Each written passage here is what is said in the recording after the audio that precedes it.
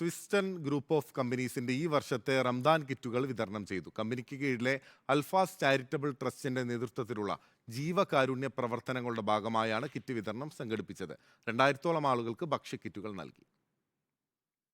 ആഘോഷവേളകളിൽ അശരണരെ ചേർത്തുപിടിക്കുന്ന Swiston group of കമ്പനീസിന്റെ പതിവ് രീതിക്ക് ഇത്തവണയും മാറ്റമില്ല. റമദാൻ മാസം ആരംഭിക്കാനിരിക്കെ നാട്ടിലെ പാവങ്ങൾക്കായി സ്വിസ്റ്റന്റെ അണിയറ പ്രവർത്തകർ ഇത്തവണയും ഭക്ഷ്യക്കിറ്റ് വിതരണം ചെയ്തു. റമദാനിലും ഓണത്തിനും ക്രിസ്മസിനും അർഹരായ കുടുംബങ്ങളെ അവരെ ചേർത്ത് നിർത്തുന്നതിൻ്റെ ഭാഗമായി ഫുഡ് കിറ്റ് കൊടുക്കുക എന്നുള്ളതാണ് ഏറ്റവും അനുയോജ്യമെന്ന് മനസ്സിലാക്കിക്കൊണ്ട് 1600-ഓളം 20 കിലോയ്ക്ക് മേലുള്ള കിറ്റും 500-ന് പുറത്ത് 5 കിലോ ധാന്യ കിറ്റുമാണ് ഒരുക്കിയിട്ടുള്ളത്. അൽഫാസ് ചാരിറ്റബിൾ ട്രസ്റ്റിന്റെ കീഴിൽ സംഘടിപ്പിച്ച ജീവകാരുണ്യ പ്രവർത്തനം LDF കൺവീനർ EP ജയരാജൻ ഉദ്ഘാടനം ചെയ്തു. വ്യവസായങ്ങളെയെല്ലാം പ്രോത്സാഹിപ്പിക്കാനും തൊഴിലവസരം ഉണ്ടാക്കാനും അതുവഴി നാടിൻ്റെ ദാരിദ്ര്യം കുറച്ചു കൊണ്ടുവരാനുമുള്ള ഇത്തരം സംരംഭങ്ങളെയെല്ലാം നമുക്ക് പ്രോത്സാഹിപ്പിക്കണം.